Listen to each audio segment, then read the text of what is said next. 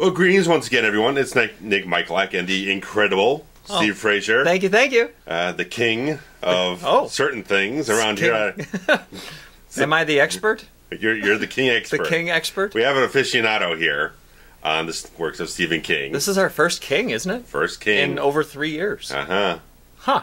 Well, we picked a good one. We picked one of the top tier ones, man. So, guys, it is the original Pet Sematary today, and we will be doing a full series of these things on the sequel and the remake. So, join us on a ride and get your subtitles turned on for this film. Get your timestamp to 0. We'll sync up with a countdown and get going. So, in 3, 2, 1, play. Whew. You got the brand new here. I have the remastered Blu-ray they put out last year. The cover art being that of the basically looks like the novel. The cover art of the novel, which came out, I want to say, in 1982. Yeah. And this is in my top 5 favorite horror movies of all time. Mm-hmm. And has been probably since 1989. 30 years when it came out. Dale Midkiff getting first billing, I think, is interesting. Yeah. I guess Fred Gwynne gets not special billing. It's like just number 2. Yeah, you'd think he would, but yeah, I'll take it because it's right. I'm gonna save comments so we get to send a comment on, but there's a lot of good stuff. But, go ahead. I was gonna say the production design on this. Yeah. Is incredible. Miko, Hughes, and Blaze there. We just saw their names flash across. 3 years old in this movie. Right, yeah, 3. Whew. And a better actor than I'll ever be at 3. But, little skunk. Oh, yeah, a porch kitty. I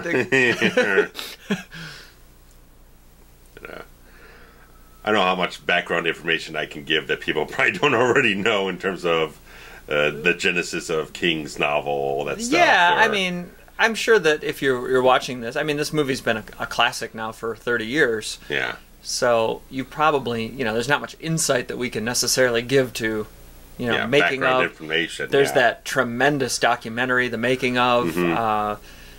That if you haven't seen that, and I know it wasn't readily available, but I think you can get your hands on it now. Okay. Easier than you could, at least when it first came out. It was crowdfunded, I think. Yeah. One of those independent doc people. Biffer, hell of a sniffer. All these came right out of the book. And I think it's called, what is it called? It's got a really long title. Like I can't Pathway or something, I don't know. Yeah. But it's a making of. It's an hour and a half long, and it's just tremendous. Yeah. This really does look beautiful, by the way. Yeah. So far. Because I was looking up the DP. He shot Friday the 13th Part 2. Yeah.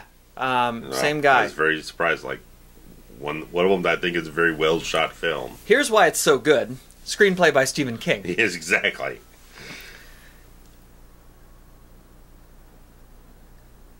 I mean, there's so much we could really pinpoint in this film in terms of like awards, snubs, and all that type of stuff. Sure. Because of the genre. But I was thinking, like, okay, King's like the biggest author of the decade. He's highly acclaimed. He's heralded. He's a bestseller. He's selling left, right, and center stuff all over the place. How does one of his adaptations, as highly acclaimed, just still get that stigma? Oh, it's a horror film. We're just going to ignore it. I just great shot that was too of the under the truck. Yeah. And here's our road in front of the house. Right. I've literally stood in this exact spot. We'll be posting little photos from Steve's gallery when we release this. Yeah, it was. I don't know, which would be right now when you're listening to it. Less than 6 months. Check up on the Facebook and everything. About 6 months ago or so, I took a pilgrimage, and I went to this very house, and I stood there, and this house looks exactly the same today as it did in 1989. The road is the same, everything is the same, and I got like teary-eyed because I was standing in this movie set right here. I miss those old panel van or panel cars, the wood panel cars. It is gorgeous, by the way. She's not. I'm not a fan of her, by the way. Denise Crosby? Yeah, she doesn't do it for me. Well, I know her mainly from Star Trek Next Generation, where she left about 3/4 of the way through the first season, which was about 6-7 months before they started filming on this. So she left Next Gen for reasons and stuff like that, but she was there on good terms. But she left that and apparently soon thereafter joined this, so that was fairly good. Miko Hughes is in a diaper.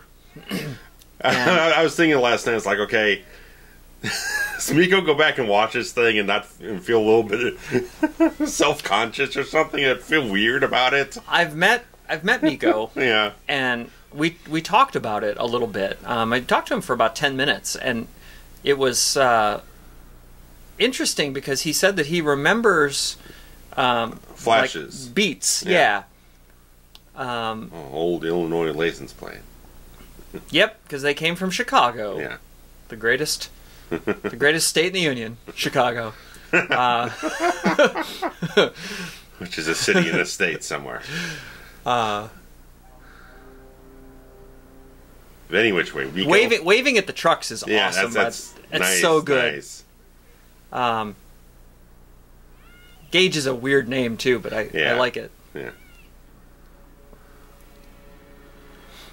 Here's this man. Not on that road. You gotta. Phenomenal. Fred Gwynne is like casting of the year in this. God damn, yes. When I was first watching this, I didn't realize who he was. It took me a little while. I was like, fuck, that's Herman Munster. That's right. God damn. Isn't he the judge in My Cousin Vinny? That's also like, correct, fucking Christ, this guy knows how to pick a project. Right. I mean, in My Cousin Vinny, famously, Joe Pesci, the two Utes, and he says, what is a Ute? And this girl here is actually one of two twins. That's a twin role. Okay, I didn't realize that. If you recall. That's from the doc. Yep. Today they don't look anything alike. Correct, but back then they did. They were twins. Yeah. Miko Hughes, there was pressure put on to cast twins. Yeah, usually that's the way you go because it's easier to work with that kind of schedule. And he's just a special breed of talent, by the way. Oh, I mean, we already talked about him in New Nightmare. We love the hell out of him there. And this is 5 years earlier than that. Right. And he's fun. Just I can't fathom it. I know. You know what I can't fathom? That's not a real house across the street. I suppose when we get more over to that, we can talk about that later on. Bigger set pieces, yeah. Well, yeah.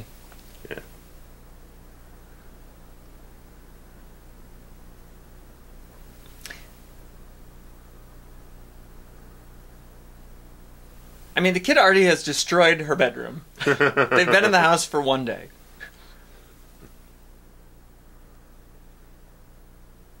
She's got a Kermit the Frog there. Okay. I never noticed that before. That's nice. I had a Kermit at a time. I have one in my kitchen right now. Believe it or not. Very similar to that one.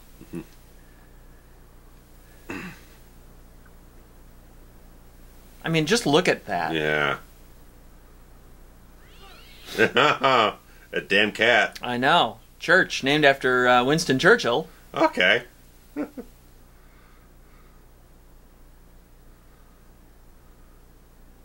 This path does not exist at the back of the property.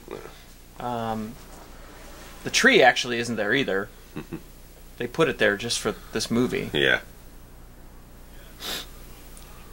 Here we go. I suppose now's the goodest time to any to talk about how this is a fake house. Yes.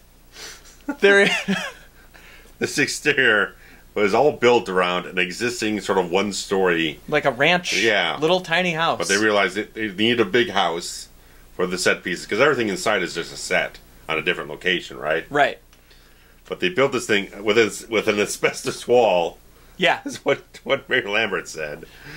I couldn't retrospect. Like there's literally behind this wall is a small one-story little ranch house, But the story calls, Judd lives in an old Victorian. Yeah. So they had to create an old Victorian. So they literally built two sides of a house, the front and the side. Yes. Erected it in front of this house. Yes. And as we get to later on, like you said, there's an asbestos wall because they burned the motherfucker down with the existing house behind it. Yes. That's insane. One of the last scenes of the movie is that burning scene, and we can circle back to it. Yeah.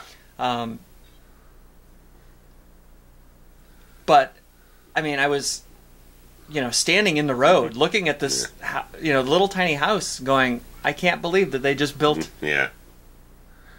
And this kid. Yeah, you were saying earlier, we were talking with Miko, did he say anything about when he watches back to the film, if he does at all? I didn't really talk to him about that. It was more about, like... memory. The memory of, he'd say, like, pretend that the direction that he was given, pretend you're, biting or pretend you're angry and playing around with Fred and all that. Right, and they'd use dolls and they'd use this and that. But there was, certain things that were scary to him, but most of the time it just felt like playtime. Yeah. And he, he doesn't remember all of it. Right. Clearly. How much you remember from age 3, yeah.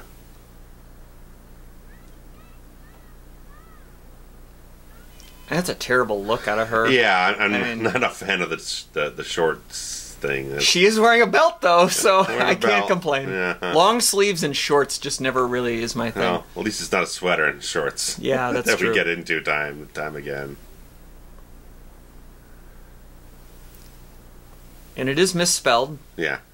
Which, as legend has it, is what Stephen King actually discovered was a real pet cemetery that was... They moved into a place where the same geography is set up and everything, 2 houses and the open road and stuff like that, and the same thing happens later on where a character like Fred Gwynne's character calls up saying there's a dead cat in my yard, it's probably yours, stuff like that. So a lot of these scenes, and before we get to the much more supernatural, very, very horrific stuff, a lot of it was the basis to set up that actually happened in his life. So I was watching the original old archival features, like all the stuff that came from my diseased mind. Yeah. King's so good. The guy, I love his sense of humor. You can see, especially when we get to Pascal in this film, you can see his sense of humor really come out. He's got a quirky sense. He was very much an alcoholic at this point. Yeah. So he was he just about coming out of it, or he had the coke stuff, which I think was it's the like same time, somewhere around this range, late 80s. He was coming out of the drug abuse stuff, but I feel like by the time the movie came out, I think he was good. Yeah, at the time he was writing the book, though, was when he was in rough shape. Yeah.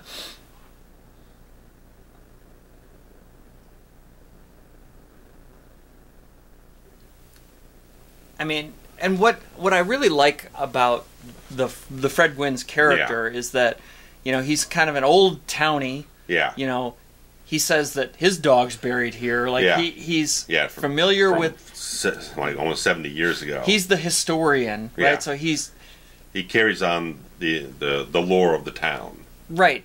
Not in a Crazy Ralph sort of way. Right. But, a guy who's lived through the events of this town to carry on the mythology of sorts.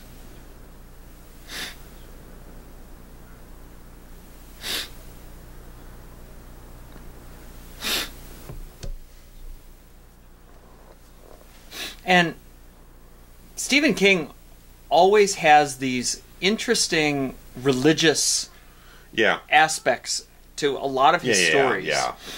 And I don't think he, in particular, is a religious person. No. But he's fascinated. He's fascinated. He's also very well read. I'm sure. And knows that most of the population, like, that's a hot button way, approach. And it's the way most people, kind of operate their lives is under some sort of religious guise. Yeah. And, God, I can't get over that house. And, what an interesting thing, again, the other thing that King likes to do is really look at stories from the perspective of children. Okay, yeah. And so, here you have Ellie saying, like, learning about death and God and questioning God. Right. And kind of the afterlife. And, yeah. And it's kind of presented through this kid's point of view. Yeah. So that later on, when it comes back, it's... Yeah. I don't know, there's... It swirls works. Around, yeah. It works so much better, and there's a... I mean, that's very much the theme of the story here, that everyone has to grapple with that grieving process. Sure.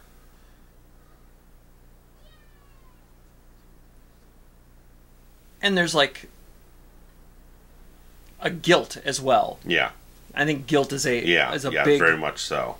Especially with her character, her story. And I think the guilt factor is... oh, Miko. Come on. Is really what's... that depth is what's missing from the remake. Oh. There's a lot of things missing from the remake, and I didn't hate it. Sequel 2. Right. Yeah. And I didn't hate either of them. No. Me neither. But this is such a masterpiece on so many levels that it's hard for anything to ever live up to any... You know what I mean? Right. It's so hard to take what they did in this story and find some other way to deal with the same stuff again. Right. And these are fairly authentic accents for the area. Both right? Judd and Missy Dandridge have that kind of Maine accent, which is similar to the Boston accent, but it's more. It almost has a Southern drawl to it. Yeah. And I find it much more appealing. Yeah. The New England / Maine accent. And again, not everybody... Well, I shouldn't say again. Right. I was very disappointed when I went to Boston a few years ago that not everybody talked like the Hobbit guy. Right. Where they just kind of eliminate the R's in Boston. Yeah. A lot of the O's become A sounds. Yeah. The hard A's become soft A's. I don't know. And we just shot right into this scene here.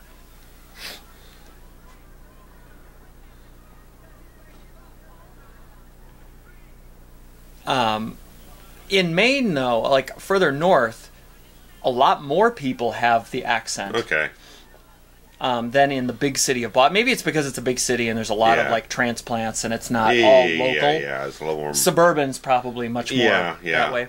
Up north, though, it is much more common for people to sound like this. Which I also think is a thing that was missing from the remake. Not one person has a Maine accent in it. Oh, yeah. Like, it makes sense that these people don't, the Creeds, because they're from Chicago. Right. Also, the fact that, again, they shot this up in the exact area that King lives in. Absolutely. So you could have the actors mingle with the population and get the feel for the authenticity of the manner, the accent, all that type of stuff, how they conduct themselves, and bring that into the performances. Yeah, I mean, there's like an authenticity. Right. I'm trying to pull up the name of the town here.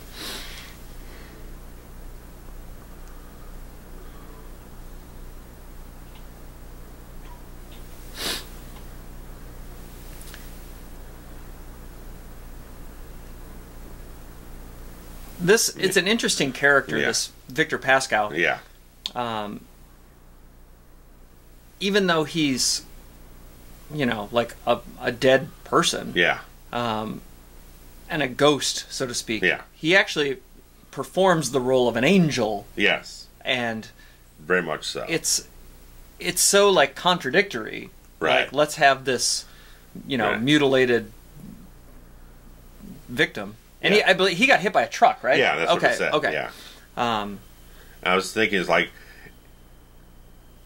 just on like a vague similarity, like American Werewolf in London with Griffin Dunn's character in that thing, where he's the one who gets killed by the werewolf, then he keeps coming back and haunting David Naughton the whole film as sort of this guy is trying to almost like avert him from doing the bad stuff right. in the film. It's a similar enough.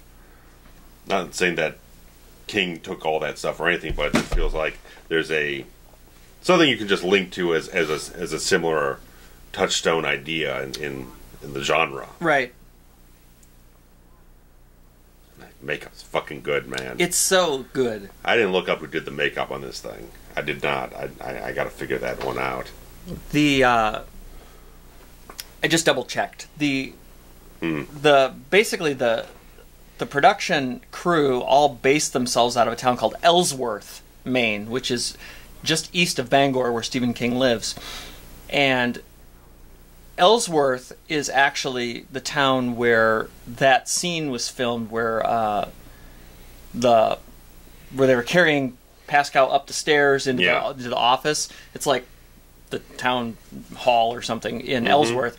But the house is in the next town over, in a town called Hancock, Maine, if you're checking your Google Maps, if anybody is interested and wants to go. So Bangor is the big town. Stephen King lives there. And it's maybe 30 to 40 minutes down the road is the town of Ellsworth, and then another 5 minutes down the road is the town of Hancock. And it's, you know, a country. There's like a main kind of highway, state highway situation that you turn off of, and you're on a country road. Yeah. And it's, you know, trees and the occasional house. And as you come around the corner and down the hill, here's this house right here, just sitting there on an acre of land in the town of Hancock. But the biggest like actual town that you would go to the grocery store in would be Ellsworth, which is, so if anyone's interested in, you know, looking up the filming locations. And then this was all a set, of course, that they just built in the area, but not.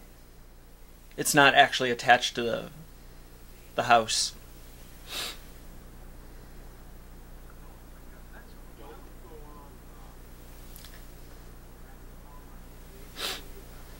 I mean, he's just laying it out right here, right? We can roll credits at 23 minutes. Just don't go over there. Yeah.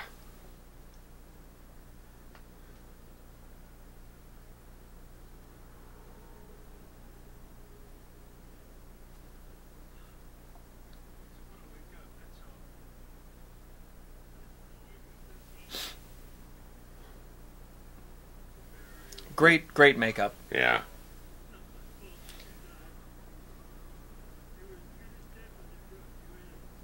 I mean, and here again, guilt. He has guilt, right? It's his first day on the job. He's guilty that he could not save this man. Thinks that that's the reason that he's being visited. Yeah.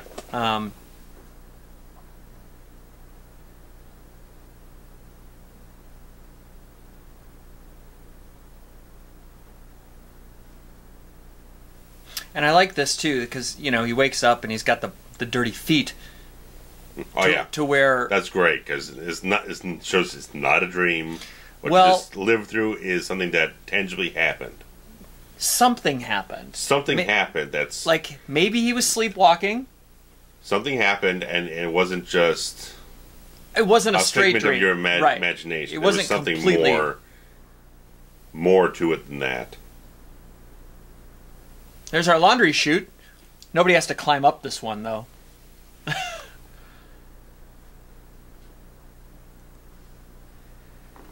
Yeah.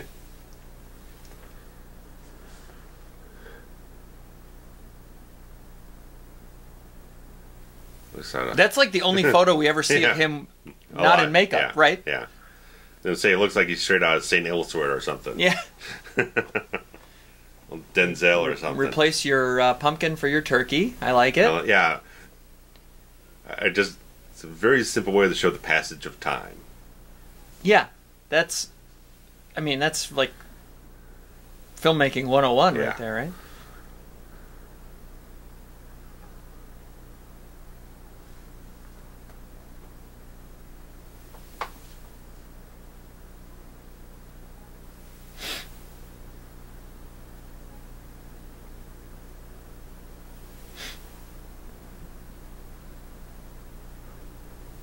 And here's a great line too about the dad saying that he's never going to be a member of the family. So yeah, the divide, which comes into play a little later on. Yeah.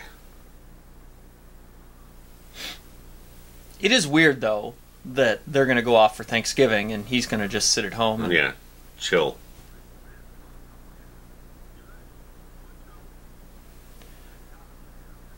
There we go. I'm trying to figure out what his hat says. I couldn't figure that out before. It's kind of worn out. So those are the two sides of the house that they built. Yes. And what an ominous looking shot. Yeah. Like, you kind of don't know, if you're watching it the first time, you kind of don't know if he's a good character, a bad character. Is he just is he leading down an altruistic path or something a little bit more nefarious? Nefarious, yeah, is the right word.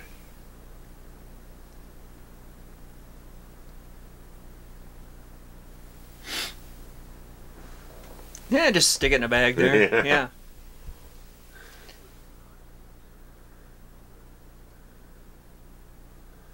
Yeah, he's, like that. You can just see the thought.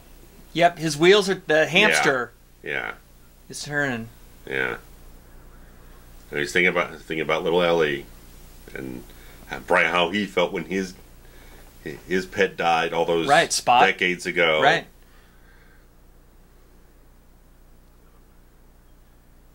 And like the emotion and the acting that he just showed without saying a word. Yeah. Knowing what we know. Yeah. Like. Mm-hmm.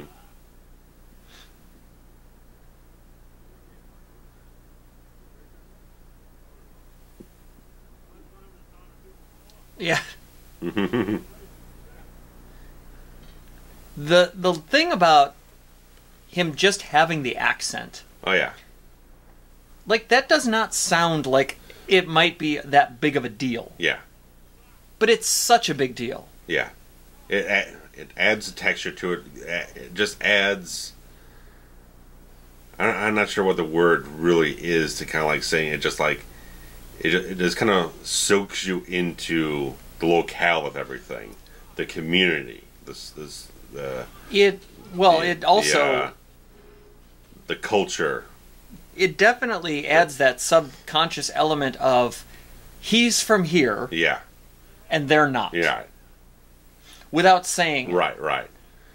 These are people from again, Chicago. They're from a big city, from a different pace of life, a different flavor, a very, very different style of how to perceive things. And Judd Crandall, he's the guy who's soaked into this small town living, the community, the feeling, the lore of everything. He knows something more about these lands than you know, than you can wrap your head around. Right, because there is something bigger. Right, and this is exactly it. He's leading him down the path to something that he really cannot comprehend. Yeah, I mean, the literal and figurative mesh. Yes. Is so brilliant. Like, I can't even put into words how good of a storyteller Stephen King is. He is the #1 character creator ever. And I'm so in awe.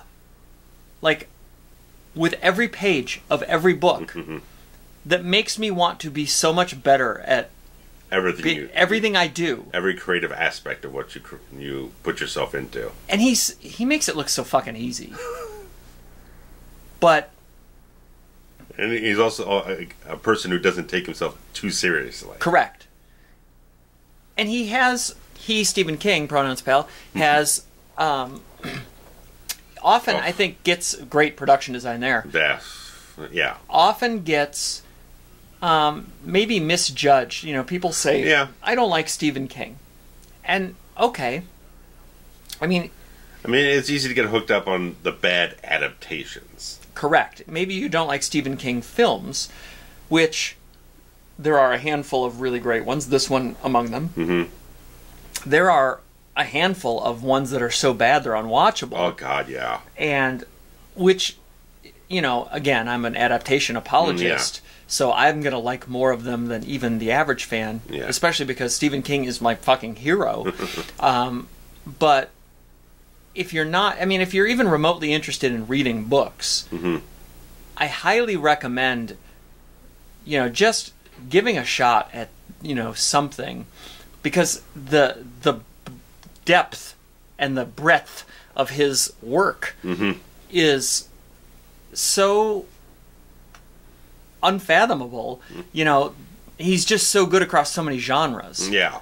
When people say, I don't really like Stephen King, you can point to something like Stand By Me, or perhaps the greatest movie ever made, The Shawshank Redemption, which he wrote both of those. Yes.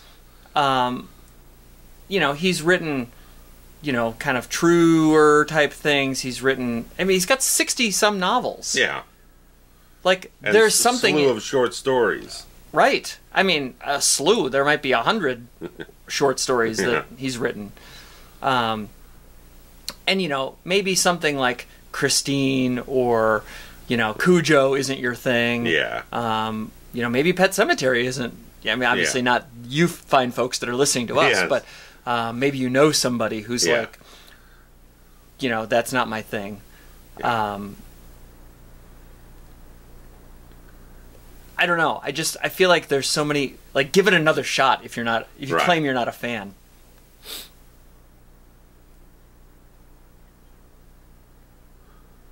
I know we kind of talked over the important bits here. But I again, talking about his performance, you can see that he's trying to keep on the positive face while he's got this fear behind him.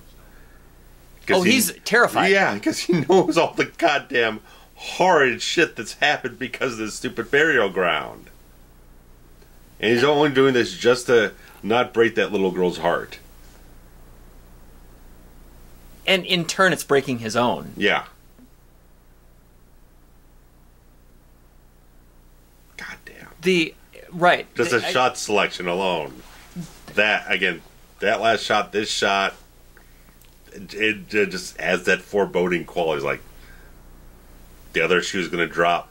It's coming soon. You're not going to like what it is. I think, I don't know if... And he's starting... the whole process of him cracking begins right here. Oh.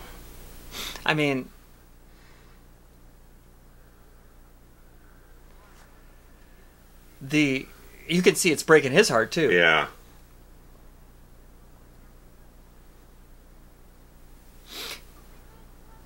She is kind of cute. Yeah. That's funny. Mm-hmm. I want to talk to Gage. He is so stinking cute. God damn it. I was going to say, I don't know how Mary Lambert doesn't get more credit. I don't know. I have no idea. Anybody who watched the 2020 Academy Awards knows that there was a recurring theme of bitching about the lack of respect for female directors. Yeah. All because Greta Gerwig's Little Women didn't get nominated for that. Uh-huh. And it's as if there have never been great women directing performances. This one was 30 years ago, and because no one paid any goddamn attention. No. No but one gave it any respect in terms of that area of Hollywood. Right, because it's a horror movie, it gets typecast and just written off. Right. Exactly. Like I was saying earlier, it's like, okay, King is one of the most revered authors of this decade. You'll give him millions of book sales, and you'll praise his work and put him on bestseller lists, all that type of stuff. But once he puts his stuff to film, and it's a great film, it's just a stupid horror film. Right. There's no... We can't put this on the Oscars. It's interesting... Like, because even though I was around in 1989 when this came out, I wasn't as well versed in pop culture because I was only 9 years old.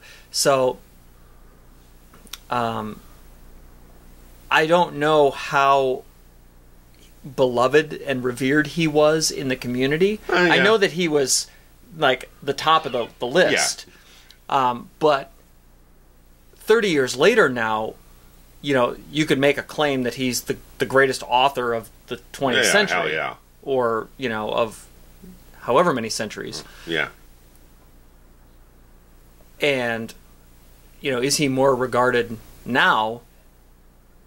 Or is it equal? I don't know. I don't know, yeah, since I would have to, so it was a little more older than us, would have to give us a little perspective on that. All I know is that there will never be anybody better than him in my book.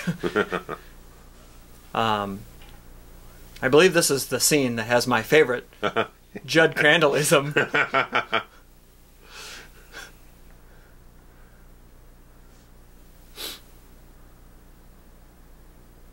You're pushing the Budweiser.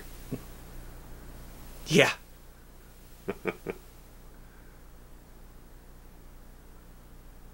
So we got a wonderful camera transition here.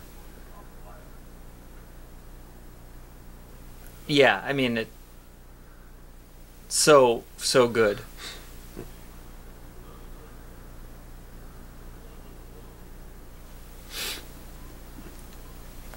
I mean, and the flashback scenes.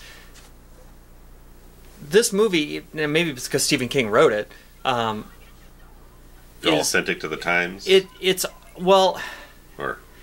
does such a good job at transitioning flashbacks as Stephen King. You know, most of Stephen King's stories kind of take place in the mind, and it's hard to film. Yeah. So that's why some of the movies don't come out the way that you want them to. And there's a lot of, you know, flashbacks, and you know, this chapter will take place then, and this is a way, like that scene there might have been a whole chapter in the book. Oh yeah, it would have been, yeah. And they just but maybe not, because he also has a way of writing this like that too. There we go. Christ on his throne, no. It might be my favorite line in the whole movie. Comboed with him knocking the beer over. And again, it all works so retroactively because he's thinking there is another story of someone, of a human being that was brought back to life in this means. It's like, goddamn good, man. I know. It's shocking to me that you hadn't seen this up until most, you know, fairly recent. You're only one, at least close enough to me, that's really endorsed it so passionate much. About it, yeah. Before they were just like another title that was sitting on the shelf. And I'm glad you understand why I was so I mean, and it's not, and this is not just a case of, oh, Steve likes everything that's Stephen King. Yes. It's not that. This movie is perfect in every way. Oh, this is a good beat. Oh, God. This is the second movie in a row that we've covered with a rat in the drink. Fucking Christ. The goddamn cat. Look at the eyes. They did. Now they did that with like some kind of like reflective thing into the eyes, or right? Yeah, yeah. Fuck. Like just a light or a mirror, you know. Oh, stepping on it. That's just the cat's ass right there. Just fuck all. Puts it over the top, right? Fuck all. Shit. Eastern Express. Get a charter flight? Like, yeah, it's a fucking Learjet. Ninja boy. That being said, some of these small towns in Maine aren't very big. No major metropolitan. I mean, Bangor is, but they don't really say, I don't know the town that this is set in, but I don't know where they claim it is as far in relation to. Orono is a town. I know in the trailer for the second film they mentioned Bangor. They do, but there's but we've known about retcon stuff about changing. It is the same town. Well, whatever town they claim that this town is a name in this movie. Right. I just don't remember what it is. But the town that the trucks come from, which is Orono, and there is a university in Orono. No, it's Ludlow, Maine. Ludlow, Maine. Yep. That was the thing. Orono is a real town, but Ludlow I don't think is. Ludlow's a fake town. Yeah, Ludlow's the one that's mentioned in the trailer, the second. I heard that voiceover. Goodnight Moon, she's reading, the popular children's book that every one of us had as a kid.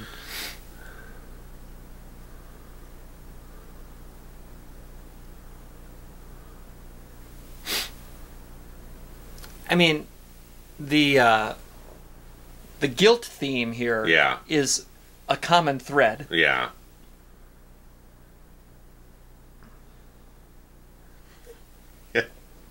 Threading themes between different people's storylines. It just, again, it's just sign of extremely good writer. And here's one of these little scenes. Oh, yeah. I'm sure this was probably much more expanded on in the novel, I'd imagine. Yeah, I mean, it was... Because she's got 2 scenes in this whole film. Yeah, it was a slightly more elaborate, but... Yeah. I think keeping it short like this is... Avoids from having too much of a diversion. Right, and in and of itself, I mean, the whole, I'm going to hang myself in the basement with a note pinned to me is terrifying. Yeah. Like, this is a terrifying scene. Yeah. I mean, it's ancillary to the story, but is horrific enough that it gives you this feeling of... Yeah. Dread. Right. So here's Stephen King's cameo. This cemetery is... He's looking good here. This cemetery is just north of the town of Bangor. I visited this a few years ago when I on my first trip to Maine, and I have myself a photo of me standing right here in this spot where Stephen King is, with that big white stone and then the taller one behind it, and that scene from up on the hill. I took some photos from up there, like looking down as well. Huge cemetery this is. Can't even tell you. And we got lost. Of course you did. But we were able to find this, spot. Yeah. And we were actually parked up on the upper. Okay. And there's a stone stairwell right there. You see it kind of behind? Behind the car there. That stone stairwell. We were parked up at the top of the hill and shooting down. Okay. Cool. It was, I mean, unbelievable. Like, to be standing in this, filming location. Yeah. And to know that these people were here and Stephen King stood right there,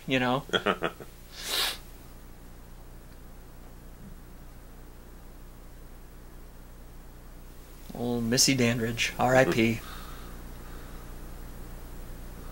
Damn it. I can't help it. Isn't it scary?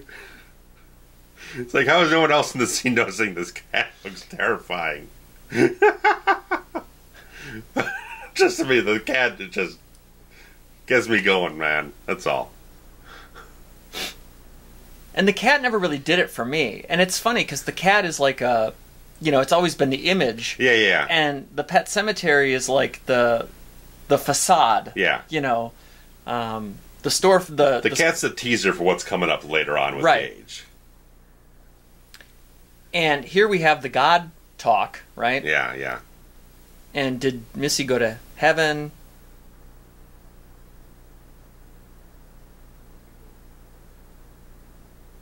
And now he has firsthand experience that,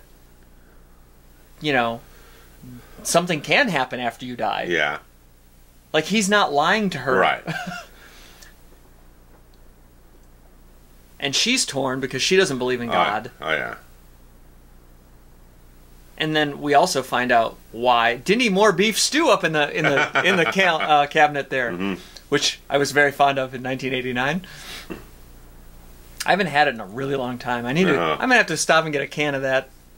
I remember it being, pretty average at best, but tasty when you're 10.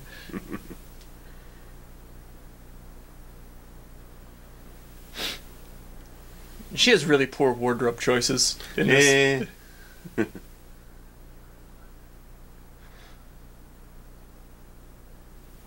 And we haven't even breached the subject of, until right now, of the scariest fucking thing to ever be put on film. Shit. Which is Zelda. And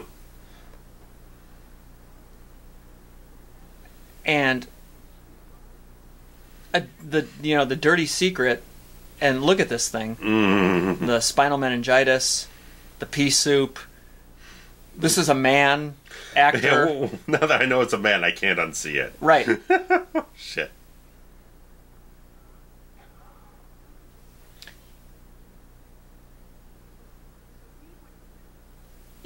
She's got this turmoil because she wanted her sister to die. Yeah.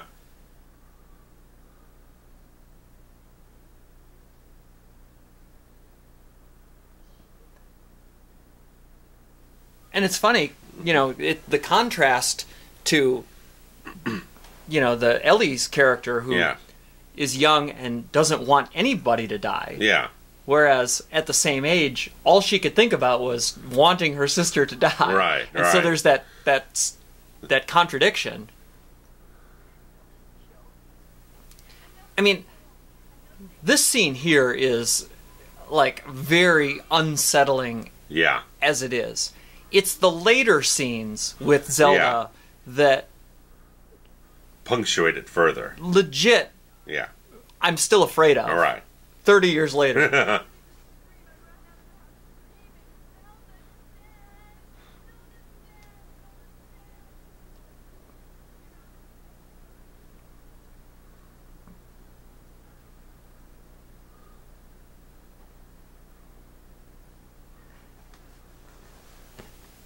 I mean, again, the acting is superb. Yeah, I really like Crosby when she actually starts getting some drama to grapple with. When first couple scenes in the film, when I was watching it a couple of times, it was like hard to shed the sort of mediocre TV actor that I've seen her be before. But once she actually gets some meat to work with and stuff to really kind of dig into, she really pulls it through.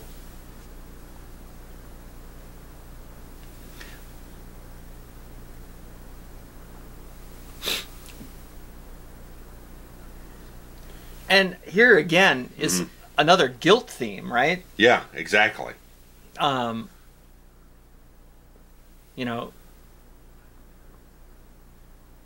She feels guilty for not feeling the way remorse. she was. Right, yeah. Wanting her to die and thinking that sort of almost subconsciously made her do something that was immoral, that led to her sister's death or something like that. She felt like her internal psychology of just like not wanting to have to deal with this ever again forced her to do something terrible, which again feeds into the exact same thing that he's almost dealing with, that he's doing almost an inverse thing, that he can't let go of the guilt and the death and everything like that, and forces him to do something that's almost worse than what happened. That wasn't his fault to begin with. Right. And then we're about to encounter the most ultimate guilt here. Yeah. Which is, and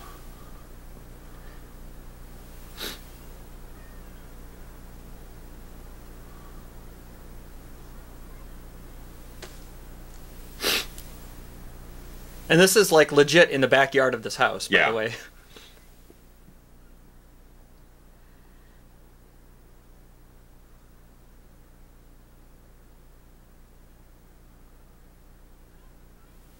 I mean, This kid just breaks your heart, man. He's so cute. The scene is so... the scene really... Just puts a grip on your heart. Because... just squeezing it. This here is so, like, lovey-dovey and, like... Picturesque. It is picturesque. I mean, even the scenery... Yeah. The family tie, and then you have this crane shot. Yeah. And here comes the... Fucking Christ. And here they've set it up like, oh, okay. Yeah. It's not like they don't know it's coming. Yeah.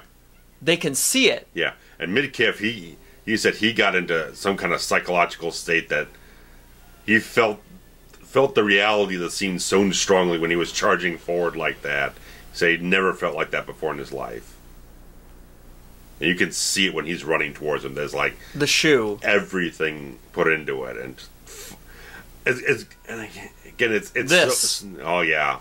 And that's all visceral. I love the photographs. The flashes. And I love the fact that they don't spend money to show an elaborate stunt sequence. You don't have to show it. It's what you don't see. You don't need to see the freaking stupid freaking truck flipping and flopping and jackknifing over the goddamn thing like a Michael Bay movie. That's not the point of the scene. Right. The stunt isn't the point of the scene. The human drama is what the scene is about. The stunt, though, is pretty fucking cool. The fact that they did it with a mirror. Yeah. And, you know, oh, yeah. And so that they just... Explain this to them. So... You know it better than I do. They had the kid running and standing there, and then they took the truck and were able to have it go full bore and just tilt a mirror so that when you shoot the camera at the mirror, it looks as if the truck is running over you. Yeah. But in reality, like, the two are never in the same spot at the same time.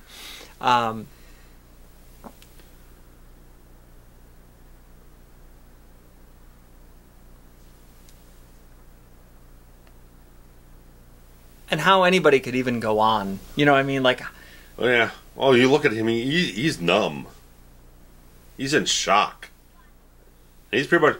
I say he's in shock for pretty much the rest of the goddamn movie. He does not have an emotional wherewithal with any choice he makes from this point onwards.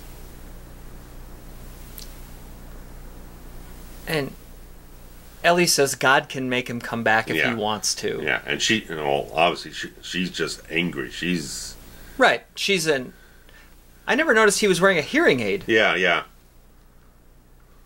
I've seen this movie 24 times. How have I never paid attention? It's a Blu-ray. That's Blu-ray remaster, man. This thing looks gorgeous. They did a fantastic job remastering this.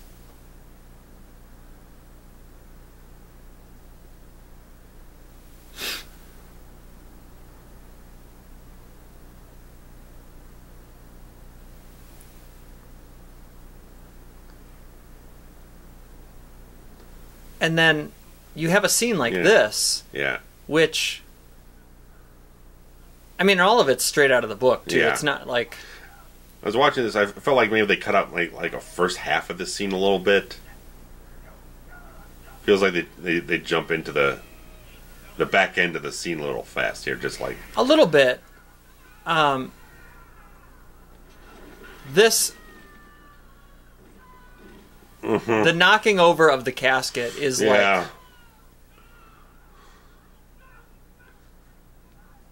I mean, everything, like, you this is, the entire thing is a hold your breath moment, right? Yeah. You can't even speak. Yeah. I mean, it's basically a desecration of the memory of the kid to have this happen.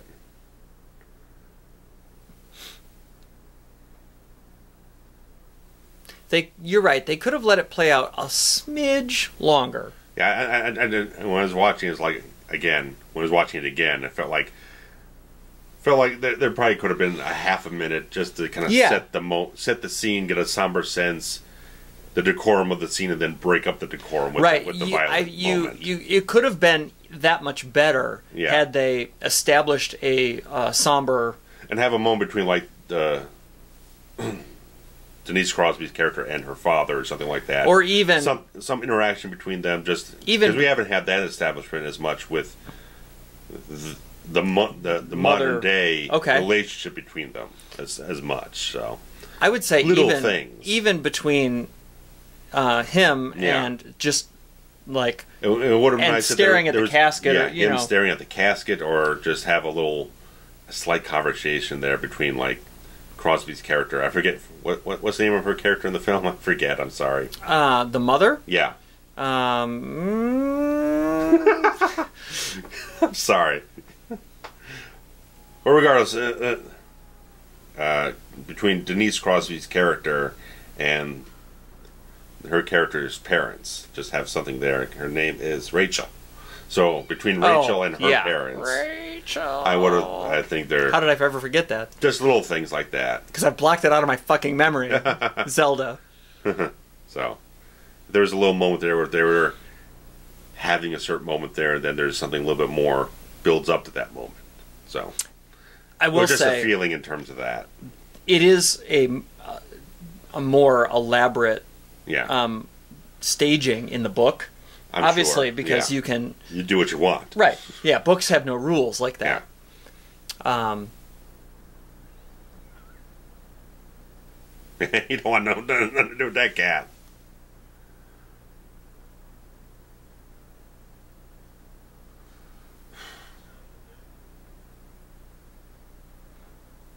I mean, what a line.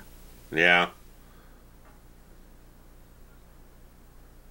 And he knows, too. Here's guilt, again, on the part of Judd, who says, I should have never opened this door. Yeah.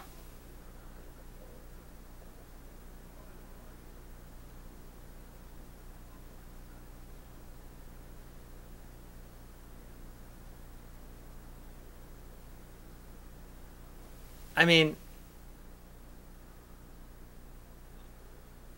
there is not a moment in this entire movie that is wasted. Yeah.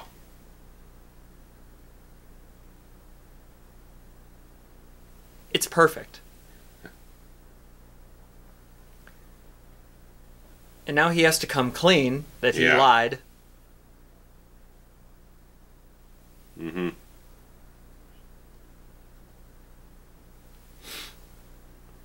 What's he drinking? Canadian Mist.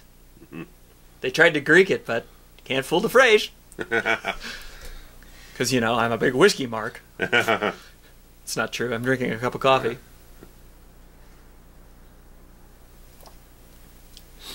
Timmy Bateman. Look at this car. Yeah. God damn, it's a great car.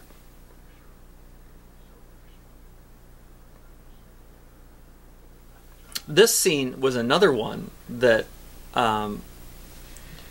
just is like everything about this movie is unsettling. Yeah. Like it makes you kind of like tense up and like cringe. Yeah. Just enough. Like this? Like you're like, what the fuck? Yeah.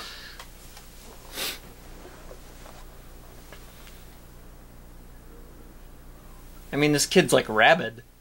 Yeah.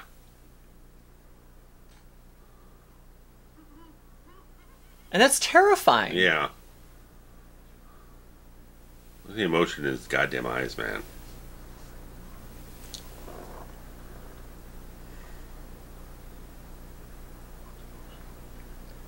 I mean, can you imagine seeing a guy that you just buried walking around town?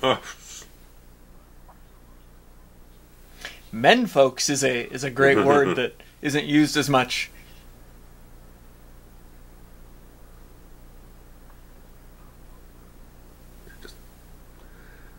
Fred Gwynne, in my opinion, this guy is a fantastic actor. Fred Gwynne could have... Supporting actor nomination for me. Fred Gwynne could have won an Oscar for this movie. Exactly. It's exactly the material for it. I mean... They did kind of go to extremes here, burning down his house, but... Like, they could have just killed the kid, right? They didn't have to... do this. Now, this is a live burn, by the way. Yeah. Maybe not this part, but like the house. Yeah. This. Like, they legit burned down a house. And there's our tagline. Sometimes dead is better.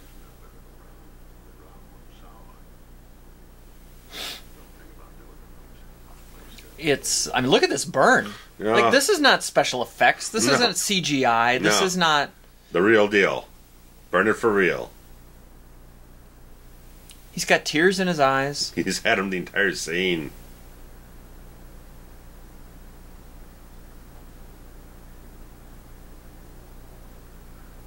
Right here.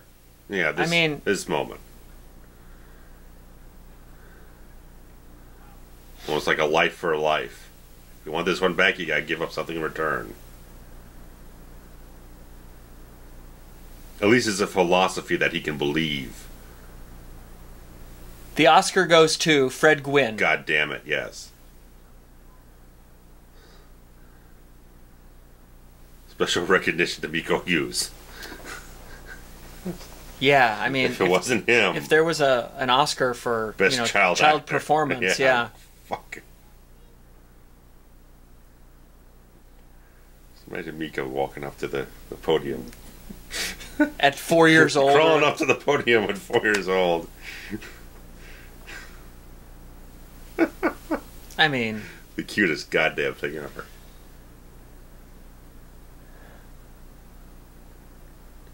You know, like I said, he's just numb.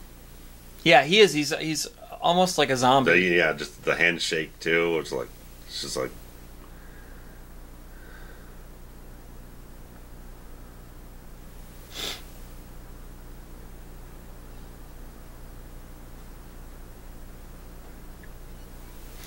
You know, she's begging, and she's kind of a prophet too. You know, because she keeps having. Yeah, she's getting the Pascal.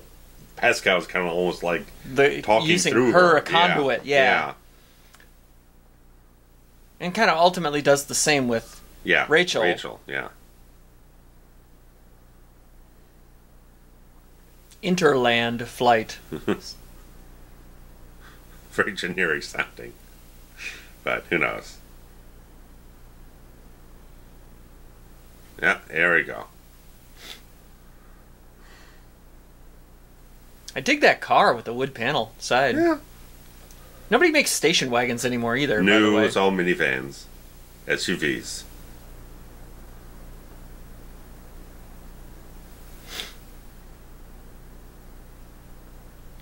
I was not able to find this particular site. Yeah, I think sadly. you mentioned that. Yeah. I wanted to find this spot right here, but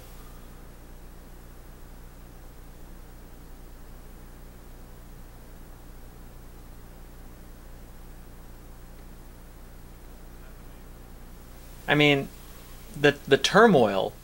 Yeah. I can't even imagine what it must be. Yeah.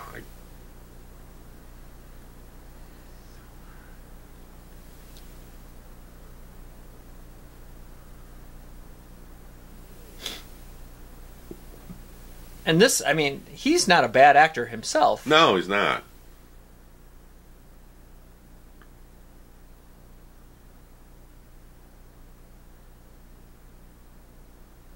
And you know, he said he's now going to go through, you know, the justifying him. Yeah. Like it'll be better this time. Yeah. Is that Marlon Brando on the wall there? It's actually a pretty good photo of the dad. Yeah, it is. But it might be an actual photo. Yeah. But yeah, it looks like he's got the Brando chin. Yeah. He's got that.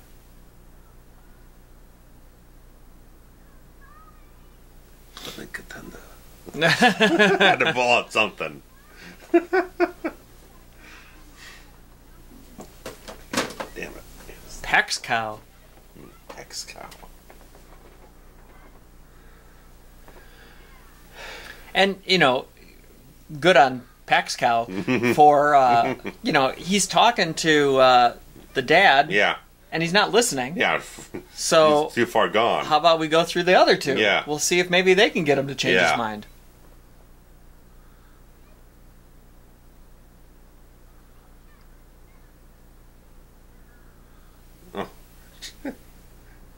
She's pulling it through too, man. This cast is really fucking solid. And again, you know, hats off to Mary Lambert. Yeah. Who, you know, her claim to fame at this point, she had directed most of Madonna's music videos. Yeah. You know, Like a Virgin came out about the same time. Yeah. And was kind of revolutionary as far as, you know, music videos go at the time. Yeah. Again, with the religious aspects. Yeah. Did I say Like a Virgin? I meant to say Like a Prayer. I think it was Like a Prayer. Like a Prayer is the one I meant. I don't know if that's what I said. Yeah, no, Virgin. Okay, well, Prayer is the one Yeah. that I meant. That one was very controversial. I'm pretty sure she did Material Girl and, you know, like several of the Madonna videos.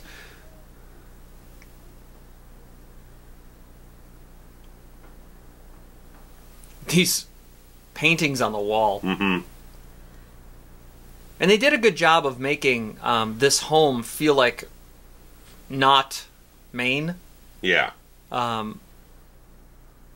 don't know if it necessarily feels like Chicago. Yeah, I was going to say, I don't think it necessarily feels like a northern suburb, affluent Chicago home, but...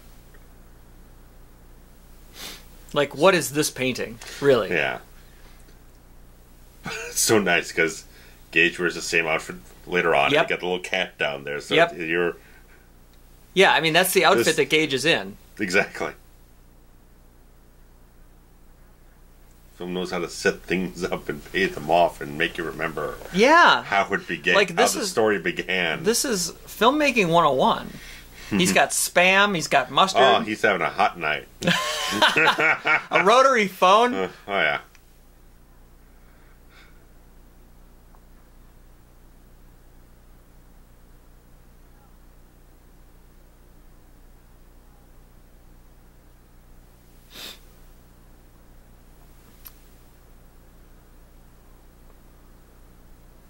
I mean, you can tell the Judd just kind of lives this simple life. Yeah, yeah.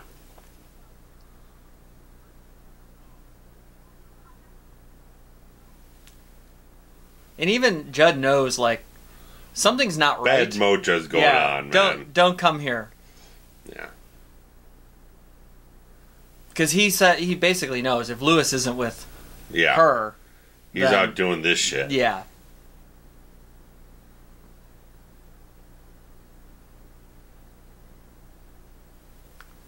I don't know if cops actually patrol cemeteries, by the way. I don't know.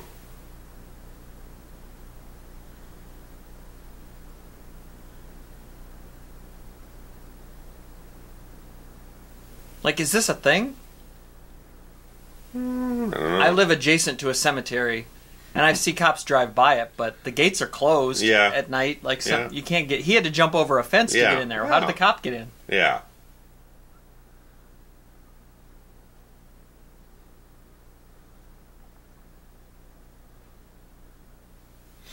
There's more Budweiser. Yes, indeed.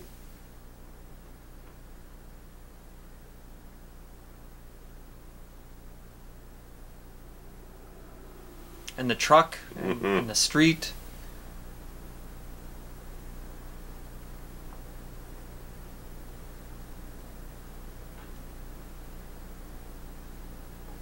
Yeah, it's very good that they keep the trucks going by Consistently, It's just, they didn't just like, oh, once they don't serve their purpose in the story more, we just let it go. It's like, maintain the reality of the environment. Well, I mean, one went by in the opening scene. Right. Opening credits. So it's just a constant thing that we keep doing it. That it's like... I guess it wasn't the credits. The cemetery was the credits, but right when they first arrive at the house. Well, the point being is like, okay, this just keeps happening. It doesn't just stop because the plot element has been traversed. Oh, Christ. Oh, they buried him in that outfit. Maybe it's not the same outfit. No, it's like a suit, little suit or something. I think. They don't already... Yeah, it looks the same, though. Yeah.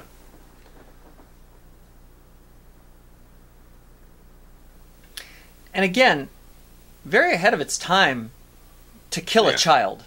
Right? As you point out many, many, many times, taboo of killing Right. children on screen. And now, even just this little set decoration of let's turn all the things. Yeah. That means we know that something's up. Yeah. And there we go. Here we're about to have the first of two most terrifying imageries, cinematic imageries.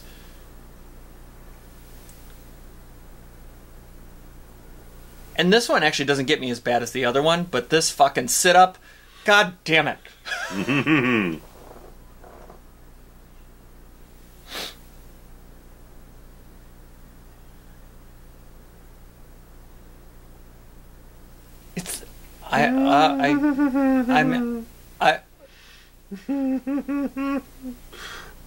The camera work does a lot for it too. That you're pulling into it.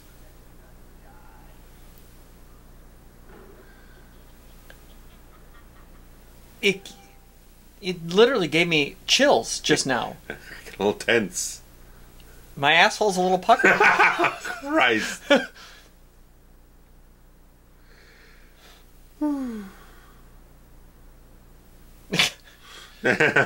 He's good, man. He is good. Again, the character shows a lot of King's little kind of quirky humor. Yeah. I like it. And it is nice to have a bit of levity here and there. Yeah.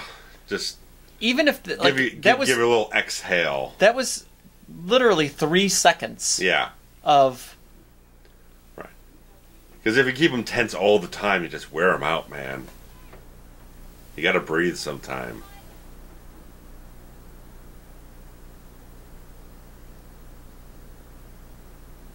A lot of people die that way, Crandall.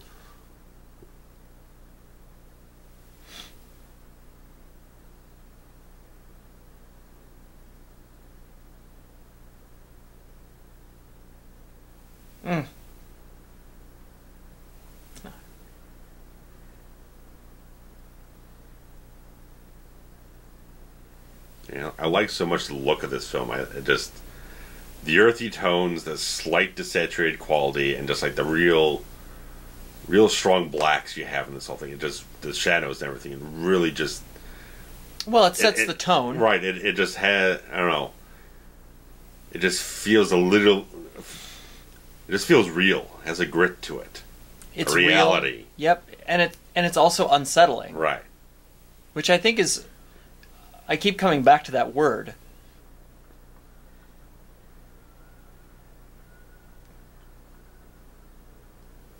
Beautiful. That is a beautiful thing right there.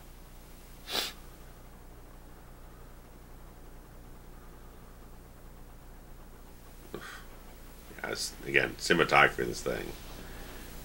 And here's the forces of nature trying to put a stop to it. Yeah. Right.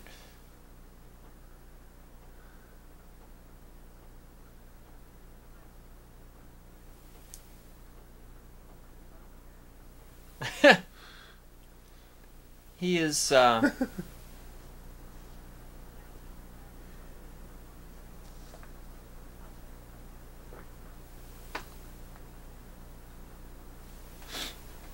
budget rent-a-car. I'm a frequent user of budget rent-a-car.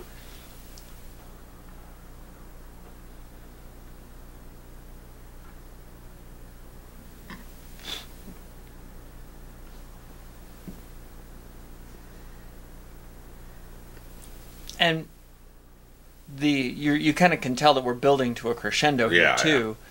Yeah. That even though, like, that's a little, it's a little goofy. Goofy. A little. Like, what did I just see?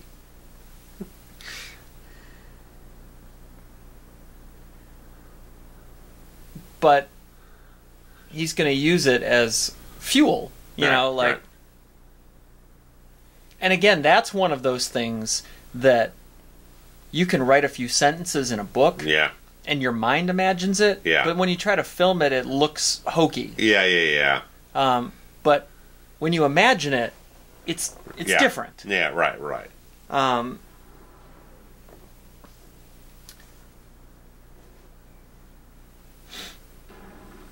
And again, here's, fate trying to intervene. Mm-hmm. Now it's got... That Ares K is fucked, by the way. Yeah. It's like, no one wants this piece of shit anymore. It's got the scratch. It's got... blown out tires. I mean, we can just leave the prick here on the side of the road, right? Might as well. We're in a hurry. Deal with it tomorrow.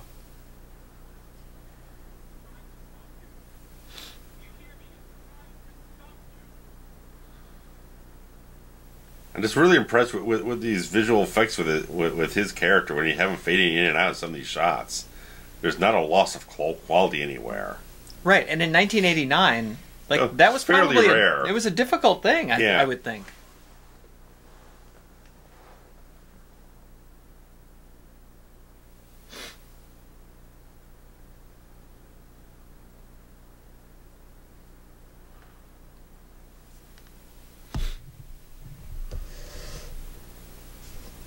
I mean, such a terrifying scenario. Yeah. And he thinks he's doing the right thing, which is... That's the main... Again, Judd thought he was doing the right thing at the beginning, despite knowing the terrifying things that he witnessed himself. Thought he was doing the right thing for Ellie. And now he thinks he's an extension of that idea, despite seeing the bad things that he's seen with the cat already, Church, and the stories from Judd. None of that. He can't grasp the gravity and the reality of a situation now. Look at this little 3-year-old hand coming out of the stones. Mm-hmm. Yeah, there's no grasp on reality. I want to eat there. That. Yeah. This is true, by the way. Yeah. Little lobster place on the side. These little things on the side of the road that look like this, and they have the best food. Oh my god.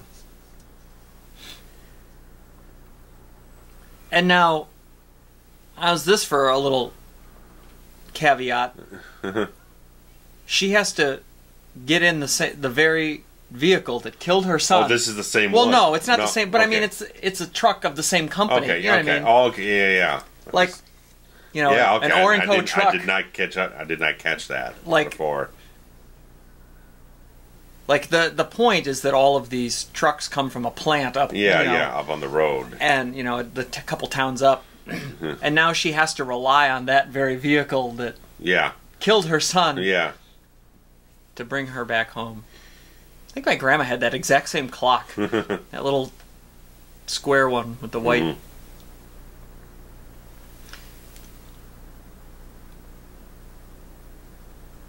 And we have, the cutest kid of all time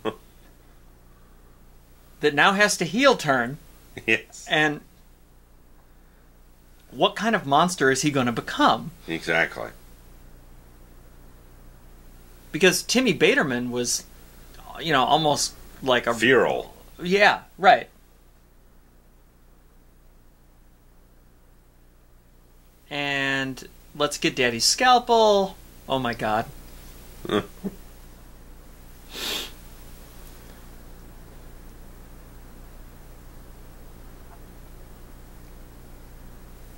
And church is kind of not even a thing. You know what I mean? No, it's more symbolic. It's like a harbinger. Right.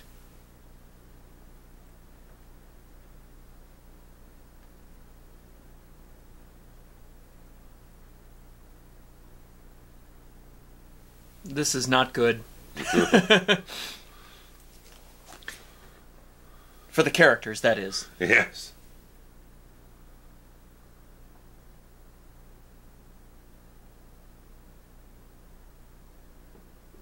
Oh boy.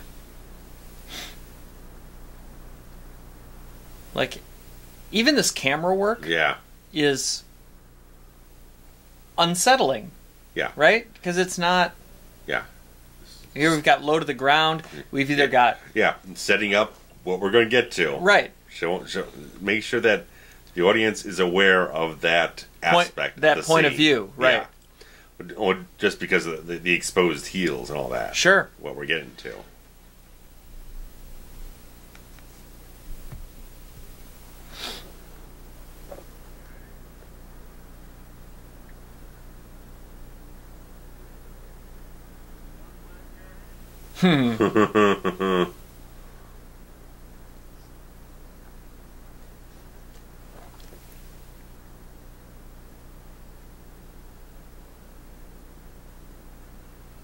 The laughing is... Oh.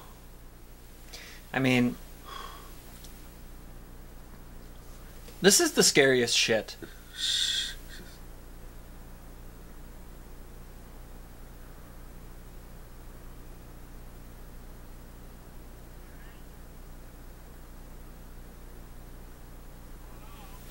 I mean, he doesn't know what he's... What he's walking into, right. really.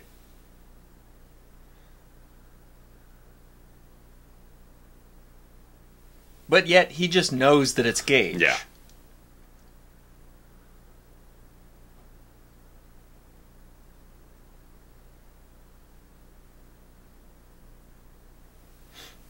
And as you're watching the scene, I mean, you're holding your breath. Yeah. Like,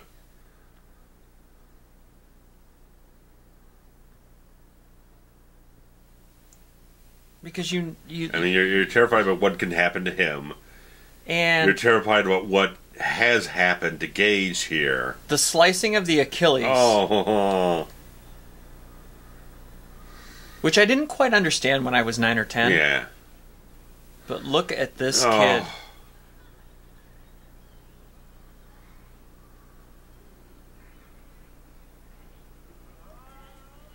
And, oh my God, that would be the most painful of all time, right? Oh.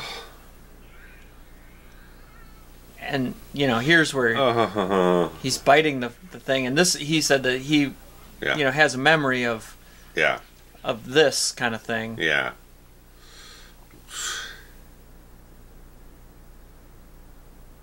You know, like biting a pillow or, you know, I mean, like making a game out of it. Yeah.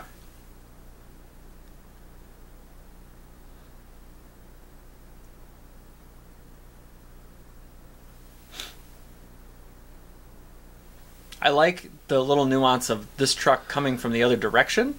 Because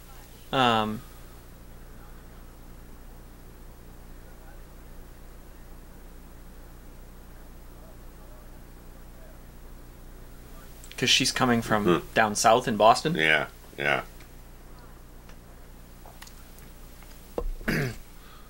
Not that there's any indication in the movie that it's a north-south road or anything. Right, but they've only showed the trucks coming from the other way. Yeah, from the plant.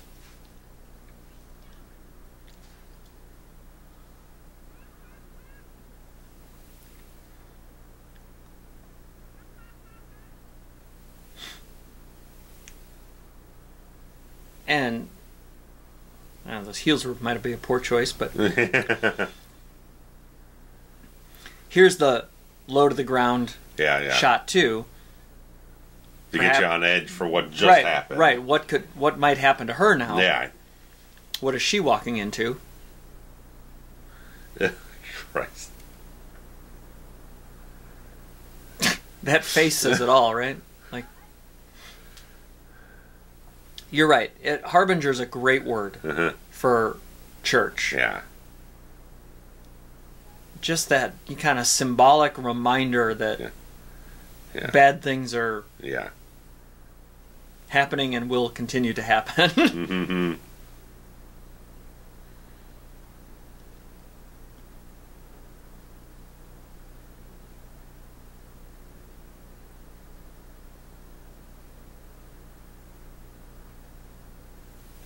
It's interesting she took the same path that he did. Yeah. Like, your instinct is, let's just check the ground floor first, and then you hear something.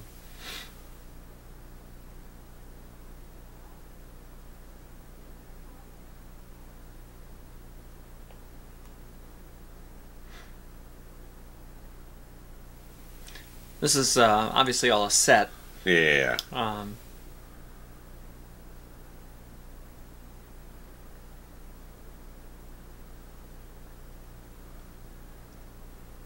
much more tactfully decorated.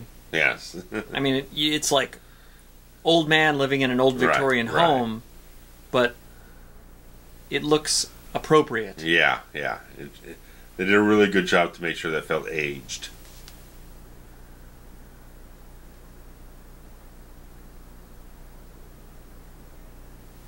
And this is the scene right here. Yeah. This right here makes me want to cry. The trot toward the camera. Fuck me. Like I literally just tensed up. Got shivers all over. I see. Zelda's the scariest fucking thing to ever be put on film. Ever. Yeah. He has 3 scenes. She has 3. Yeah.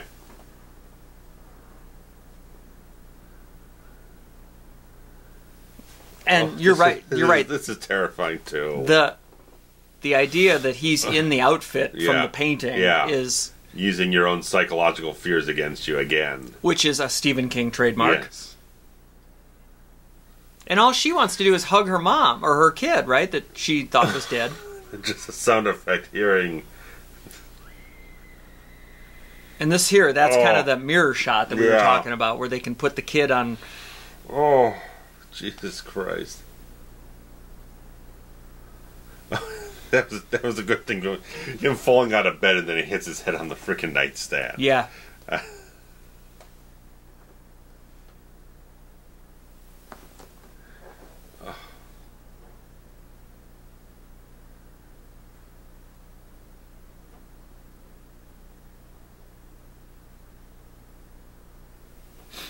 And he went from elation, to what have I done?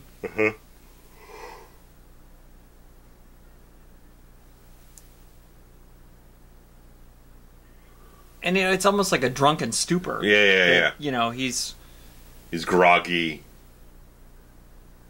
And he's got the blinders on. Yeah. Of, I know it will work. Yeah. This time it will be better. Yeah. Which again repeats it. Yeah. Just keeps repeating itself. He's locked into a psychological loop that he's disassociated from reality. He's in an emotional shock. He just can't break out of the cycle of what keeps stirring up in his head.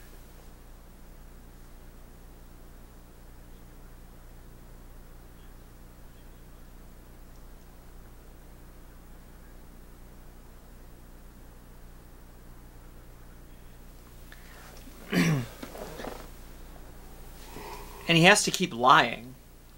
Yes.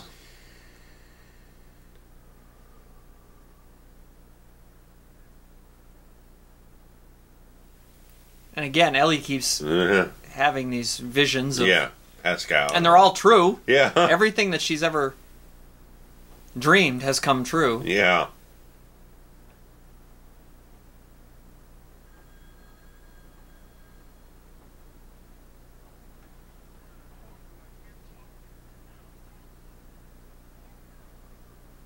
I mean, terrifying.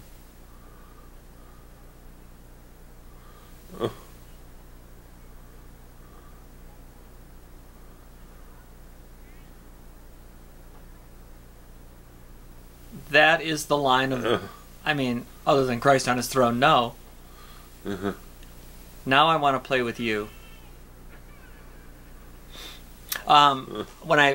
There's a promo shot of... No, I guess it's not even a promo shot, but there's a photograph that exists of 3-year-old Miko Hughes holding a copy of the Stephen King novel in his hand. It's a black and white, and I think you can find it on Google. Sure. And that is the image, the 8x10 that I had him sign when I met him. And his inscription was, to Steve, now I want to play with you. And he signed it. Nicely done. Miko. Absolutely terrible handwriting, but sorry, Miko, if you're listening to this. Cat looks like he got fatter. Yeah. I think they used like 7 or 8 cats for this thing. Probably. Thanksgiving Day for cats.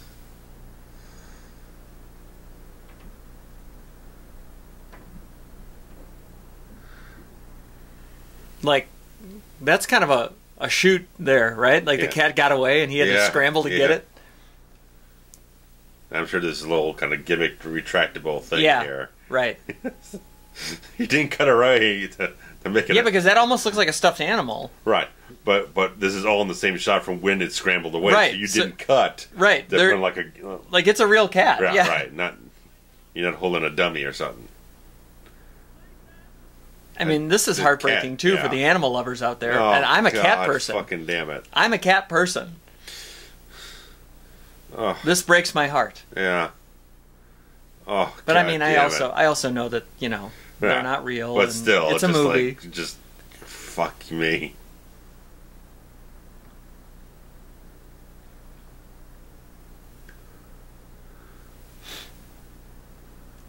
And to know that he may have to do the same thing to his... Now he has to kill his own son.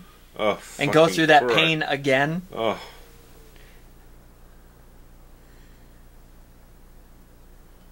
And this is another one of those things that, something that happens in the mind. Yeah. That can be described in the book. Everything's been rotted from inside out. But yeah, it again feels kind of hokey. It does. But they did a decent job of it here. Yeah. Putting it on film. Yeah. And giving you, like, as the audience member, you kind of understand what's going on. Right. It doesn't... You get the idea. But I getting flashes back in, like, Creepshow, where Stephen King's covered in the moss and everything. Yeah. It's, again, that's hokey, too. Intentionally so in that film, but... See, I told you those shoes were a bad idea. Because here, it all looks good. Yeah.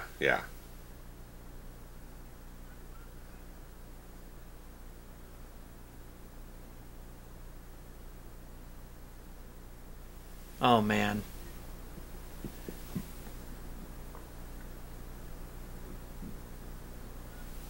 God. I mean, if this isn't a tragedy of a story, you know what I mean? Oh, God. Like, again, in that Shakespearean sense. Yeah.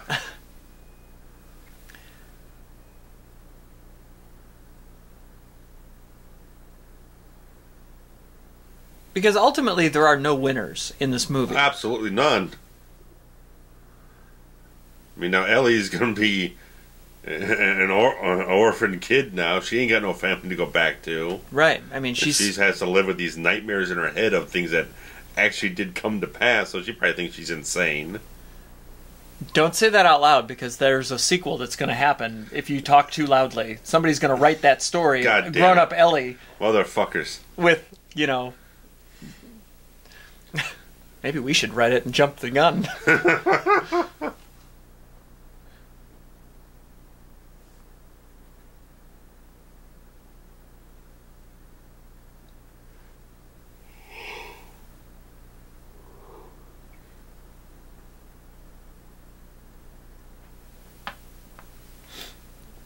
I mean, the struggle that he has to be going through, neither of us are, neither of us are parents. Oh. So,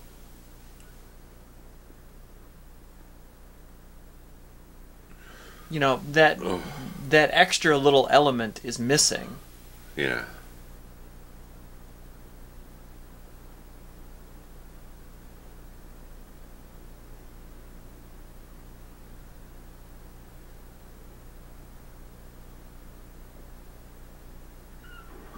Oh, and Jesus Christ. Oh. Like, the dive down, I can't even. Here's more play biting. And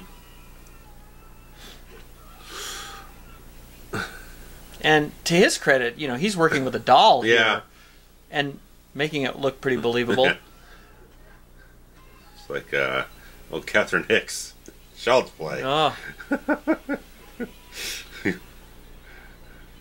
Miko Hughes ain't using no Charles Lee Ray dialogue. No.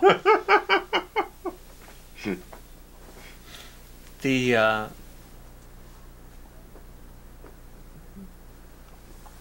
don't know if there's a parallel between Rachel hanging and Missy Dandridge hanging, but I don't feel that there is. That flash of with the kite is perfect. Yeah. It breaks your heart, that little extra bit in this too. Oh. Right, because nobody wants to see a kid crying.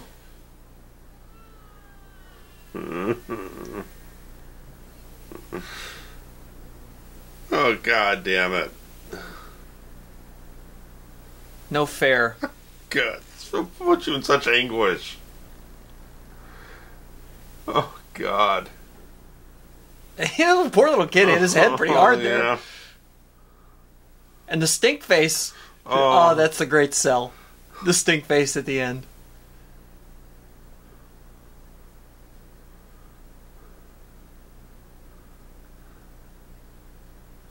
Just destroys you, man. There should have been 2 Oscars handed out for this movie. Oh, yeah. One to that little bastard right there. To the oldest and the youngest in the film.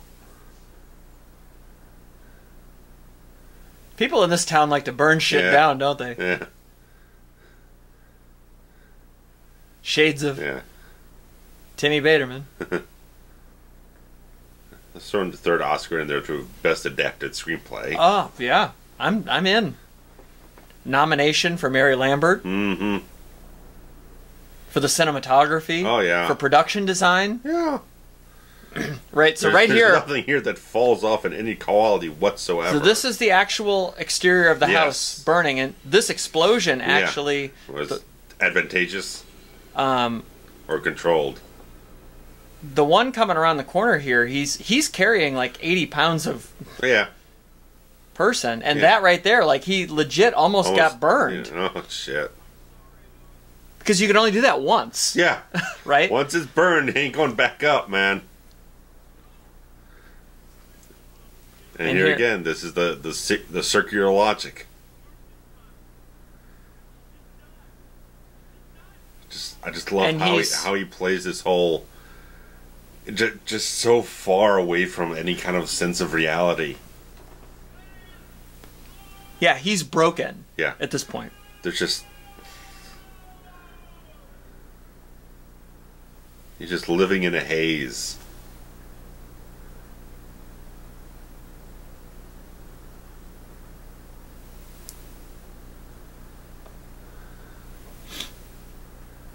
Oh. I can't imagine having my house sitting there with a fake house built around it that's just burning and exploding. And it fell into a ring of fire. Yeah, and nothing happened to that other house. Nothing. I mean, it's... Not a scorch.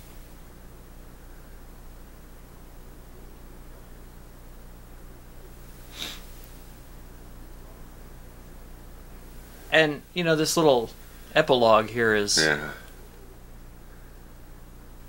so Stephen King, by the way. And they slightly extended it for the film because I saw that in the original novel, it's more ambiguous. They just leave him here in this state. They don't have Rachel come back, right? I think so. Because that's what they're saying on the old special features on this. Yeah, it's been a long time since I've read the book.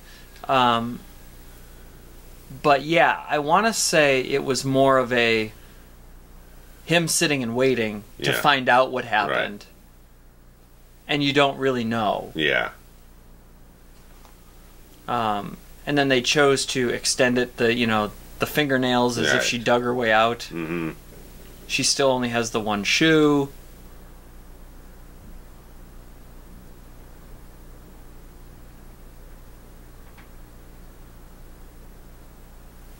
I mean, him playing solitaire would have been a fine ending. Yeah.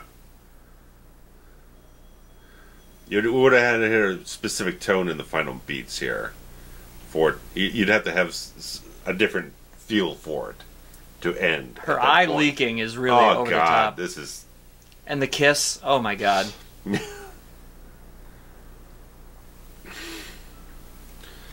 I mean, straight up gross. Oh. Why is that knife on the table?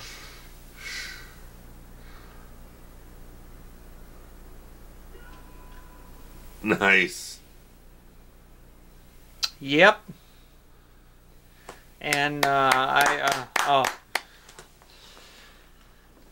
just the fact that the good Ramones song here at this end, it feeds. I don't want to be buried in the pet cemetery. Right. It feeds into that quirky sense of humor feel to it. It's not so much of a. I mean, you feel the anguish, you feel the dread and everything, but it still has a quirk to it. The end of the film does, I feel, with that. Yeah. That moment there. Yeah. It's it's also very 1989. Yeah.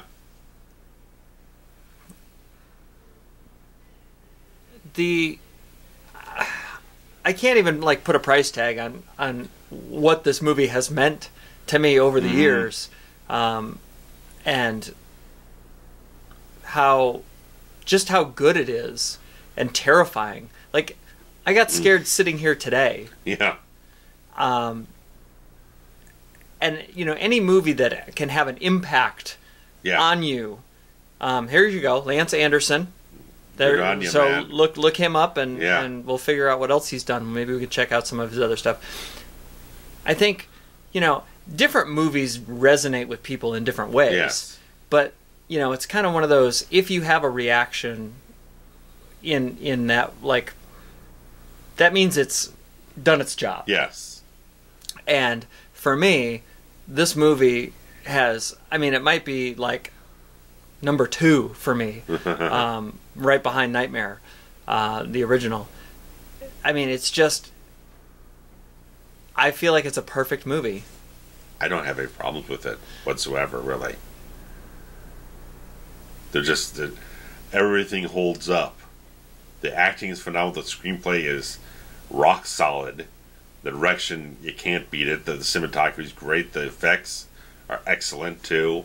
We just passed the credit for the visual effects, which was Fantasy 2, which did stuff for Terminator and Alien. So these guys have done good work before, still do good work at this point in time. So whatever it was, everything hit at the exact right point to get everyone involved, and just I don't know. Yeah. Where do you find a flaw in this movie? I can't find one. There isn't one. No animals were harmed in any way. Very specific. Let's be very specific. Just in case. Especially with the scene with him grabbing the cat and sticking the needle. Let's be very specific here. Let's not bury it in a wall of text anywhere. Right. And a very short credit sequence here. Yeah. Only 2 or 3 minutes. Very much so.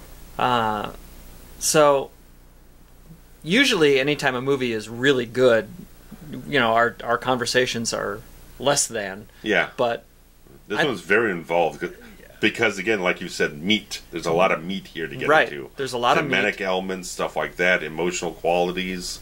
And I don't know. I have a special place in my heart for Maine. I have a special place. Stephen King will live in a different, level, different atmosphere for me for forever. Mm-hmm. And thanks, Mr. King, yes, for making my life better.